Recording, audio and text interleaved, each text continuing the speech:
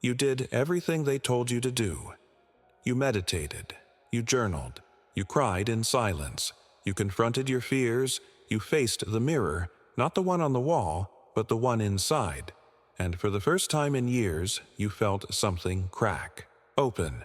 But now you wake up tired. Your body moves, but your spirit doesn't follow. The goals that once lit a fire in your chest now seem empty, even ridiculous. You're not depressed, but you're not alive either. Where did your motivation go? Why, after so much courage, so much inner work, does everything feel heavier, duller, more meaningless? What if the moment you thought you'd finally be free is actually the beginning of a deeper silence? No one warns you about what happens after the awakening. They speak of light, of peace, of becoming your true self. But the truth, after you face your shadow, really face it, there's a strange kind of grief that follows, because something inside you dies. The illusions you held on to, the roles you played to survive, the stories you told yourself about who you are and why you suffer, they all begin to crumble. And at first, this feels like victory. But then, the emptiness sets in. You realize, so much of your old motivation came from pain. The drive to succeed, a way to feel worthy. The push to please others, a shield against rejection. The need to be strong, perfect, invincible, just armor for the wounds no one could see. And when that pain loses its grip, so does the fire it once fueled. You start asking different questions. If I'm not chasing validation anymore, what am I chasing? If I don't need to prove myself, then what do I do with all this time, this life? What even matters now? This is not depression. It's disillusionment. The breaking of a spell you didn't know you were under, and in this in-between, between who you were and who you're becoming, there's a stillness so unfamiliar, it feels like being lost. But maybe being lost is the first step to becoming free. Healing was never supposed to be a performance. But somewhere along the way, it became one. Scroll through social media and you'll see it. 5 steps to heal your inner child. 10 affirmations to overcome trauma. Unlock your best self in 21 days. It's seductive, the idea that you can fix yourself like a broken machine. That if you just find the right method, the right mentor, the right mantra, you'll feel whole again. But Gabor Maté reminds us, trauma isn't what happens to you. It's what happens inside you as a result of what happened. And that internal wound doesn't obey a timeline. It doesn't follow formulas. Real healing? It's messy. It's non-linear. It often feels like you're getting worse, not better. Why? Because healing doesn't mean becoming who you think you should be. It means facing who you really are, without the lies, without the masks. And the truth is, most people don't want healing. They want relief. They want the pain to stop. They want their old motivation back, not realizing that motivation was often built on survival. So when the affirmations stop working, when the vision board feels meaningless, when your best self still wakes up feeling empty, you too might believe you failed, but you didn't. You just stepped outside the myth. You left behind the fantasy of quick fixes and easy answers. And that's not failure. That's growth. It means you're no longer trying to heal for applause. You're healing for real.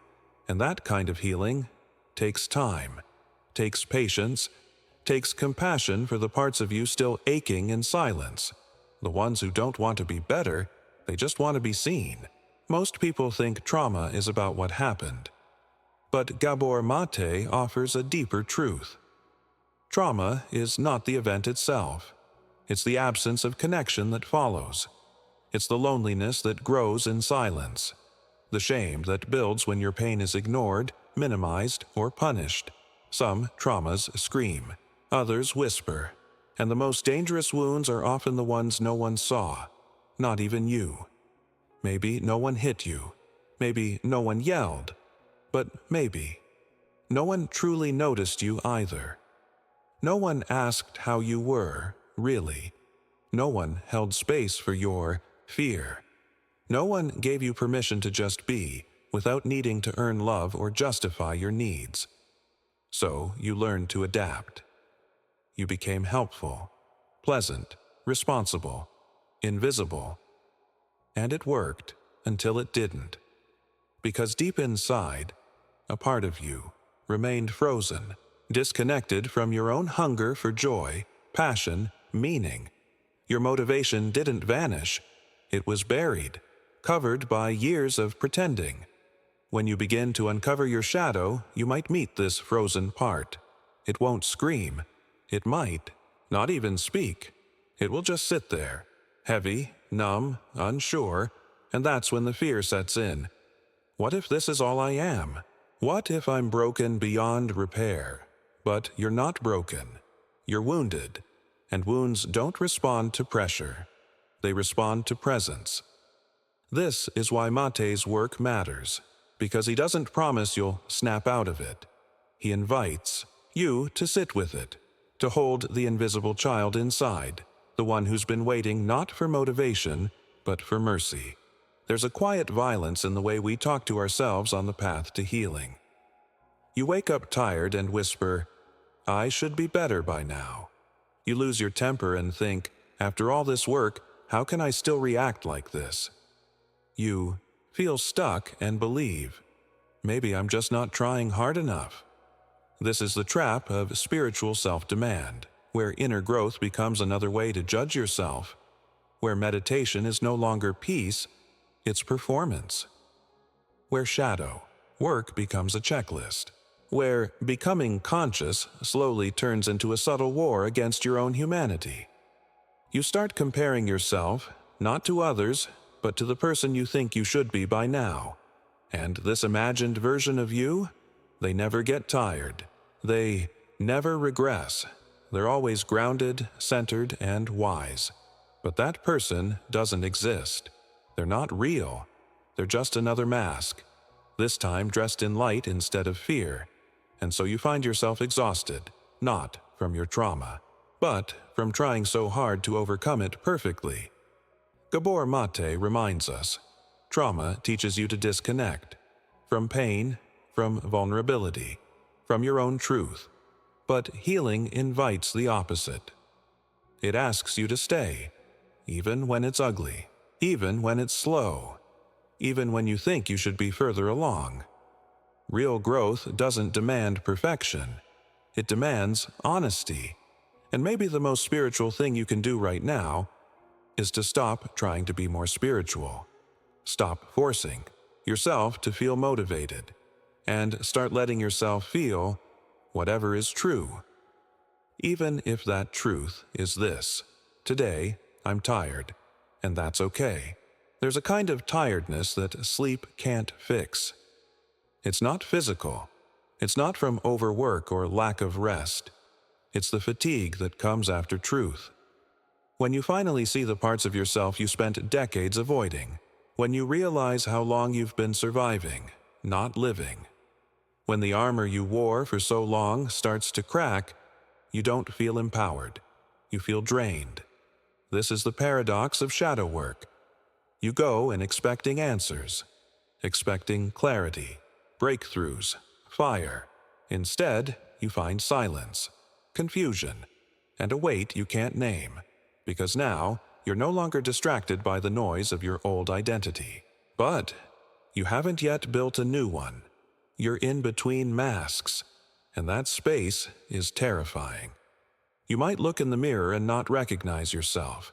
You might wake up with no sense of direction. You might question everything: your job, your relationships, your choices. And worst of all, you might feel guilty for feeling this way. I've done the work. I've looked within. Why do I feel worse? Because you're not worse. You're just raw. The shadow isn't just what's dark in you. It's also what's buried. Your softness, your longing, your grief. And when those things come to the surface, they don't scream. They whisper. they tremble, they ache, and yes, they exhaust you. But this exhaustion isn't failure. It's a sign you're no longer numbing. You're no longer running. You're feeling, and that, in itself, is sacred. Let yourself rest here. Let the soul exhale. You don't need motivation right now. You need mercy. No one tells you that healing includes heartbreak, not the kind caused by others, but the kind caused by letting go of the version of yourself you thought you were supposed to become. There's a grief that comes after awakening. A mourning for the idealized self, the successful one, the strong one, the one who always had it together, the version of you that you chased for years, driven by comparison, by survival, by silent hope. And now, after the shadow work, after the unraveling, after the truth, that version dies. Not with violence, but with stillness. You no longer feel the need to chase applause. You no longer believe that success will save you. You no longer have the energy to perform a life that doesn't feel real. But instead of feeling free, you feel empty. Because for so long, that idealized self gave you purpose. Even if it was built on illusion, it gave you direction, even if it led you away from your soul. And now, without it, you feel like a blank page. Who am I now, if not the one who strives? What's left of me, if I'm no longer defined by my effort? This is grief, not weakness. You are grieving the loss of your old identity, the image you built to survive, the persona that carried you through so much pain. And you don't need to rush past this part. You don't need to skip to reinvention. Sometimes the most honest thing you can do is simply say, I miss who I thought I'd become. I feel lost without that dream. And even though it wasn't truly me, it still hurts to let it go. That pain is not regression. It's rebirth. And all true rebirth begins with letting the old self die. Not in shame, but with gratitude. You don't have to become something greater. You only have to become something truer. Motivation isn't just a mindset. It's a chemistry. It's a language your brain speaks, and trauma interrupts that conversation. Dopamine is often called the motivation molecule. It's not about pleasure. It's about anticipation, the drive to pursue, to move forward. But when you've lived in survival mode, when your nervous system has been shaped by unpredictability, neglect, or chronic stress, your dopamine system doesn't fire the same way. It's not that you're lazy. It's not that you lack willpower. It's that your brain learned, early and deeply, that effort doesn't always lead to reward. Maybe you gave everything and got nothing. Maybe you tried hard and still weren't seen. Maybe success never felt safe because joy was always followed by disappointment. So, your system adapted. It stopped expecting reward. It stopped reaching forward. Because reaching once meant pain. This is the biology of discouragement. Not weakness, not failure, not lack of character, a nervous system protecting you from what it believes is danger. Gabor Maté explains that trauma isn't just psychological, it's physiological. It changes how your body regulates emotion, processes stimuli, even generates motivation. So when you do shadow work, when you finally stop numbing, stop running, you're left with this unfiltered nervous system, one that's cautious, wounded, tired. It doesn't leap toward goals. It doesn't chase big dreams. It hesitates, withdraws, waits for danger to pass. But healing means reteaching your system that movement is safe, that joy won't be punished, that effort can bring nourishment, not pain, and that begins not with pressure, but with gentleness, not with forcing yourself to be motivated, but with letting yourself be human, Revelation without containment can feel like exposure. You open your wounds. You face your past. You see the patterns, and sometimes you even name the pain. But then what? No one talks about what happens the morning after the breakthrough, when you wake up raw, when the old world no longer fits, but the new one hasn't arrived. When you've touched your truth, but you're still alone with it. Healing isn't just about seeing clearly. It's about being held while you do. This is what many trauma survivors never had. Containment, not control, not suppression, but presence, safety, witness. Someone who says, "Yes, I see it too, and I'm still here." Someone who doesn't fix or judge or rush, just holds space. Without containment, revelation can feel like a betrayal, because now you know too much to go back, but you're not strong enough yet to move forward. Your nervous system needs more than awareness. It needs regulation, rhythm, relationship.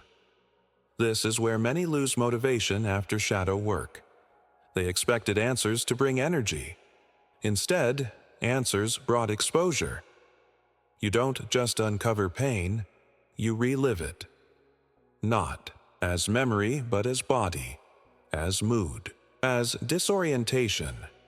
And without someone, or something, to hold you through that, your system collapses into paralysis. It's not weakness, it's protection.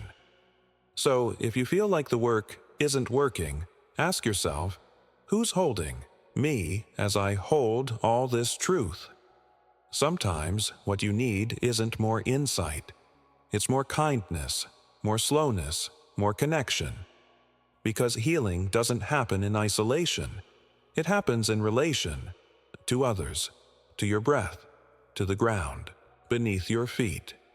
You don't need to do more. You need to be held, softly, steadily, and without condition. There comes a moment, quiet and unexpected, when you realize you don't want your old life back. Not the chase, not the performance, not the endless striving to be good, worthy, impressive. Because somewhere in the silence, after the breakdown, after the shadow has been seen, you catch a glimpse of something else. Vitality, not the adrenaline of anxiety, not the pressure of perfection, but a quieter force, slow, steady, real. It doesn't scream, it whispers, it waits for you to notice. This is your true motivation, not driven by fear or ego or wounds, but by alignment, by a deeper yes inside you. You begin to move, not because you should, but because it feels right. You begin to act, not to prove, but to express. And for the first time in a long time, you're not trying to be anyone. You're just being. It's terrifying, at first, because the masks gave you identity. They gave you roles, structure, applause, but they also kept your soul locked away. To live without masks is to live exposed, but it's also to live free. Gabor Maté speaks of authenticity as a vital need, not a luxury, a need. When we trade authenticity for attachment, for safety, for approval, we lose access to our life force. But when we reclaim it, we don't just recover motivation, we recover meaning. You no longer need the world to validate your fire. You just need space to tend it, gently, honestly, without performance. And suddenly, life doesn't feel like something to conquer, but something to belong to. For most of your life, moving forward meant pushing through, grinding, forcing, hiding the pain and showing up anyway. But now, after everything you've uncovered, the shadow, the grief, the numbness, the truth, that version of progress feels violent. You don't want to push anymore. You want to live. So, what does it really mean to move forward after all this? It means honoring the pace of your healing, not rushing it. It means recognizing that stillness is not stagnation. it's integration. It means trusting that you are evolving, even when it feels like you're doing nothing at all. You move forward every time you listen to your body instead of shaming it. Every time you speak honestly instead of performing. Every time you choose truth over comfort, even in small ways. You move forward when you stop trying to get back to who you were and start being curious about who you're becoming. And sometimes moving forward means resting, not as an escape, but as a sacred act of trust. You don't need a 5-year plan. You don't need to feel inspired every morning. You just need to keep showing up, gently, truthfully, and without the old armor. This is the path. Not a sprint toward perfection, but a slow walk home to yourself.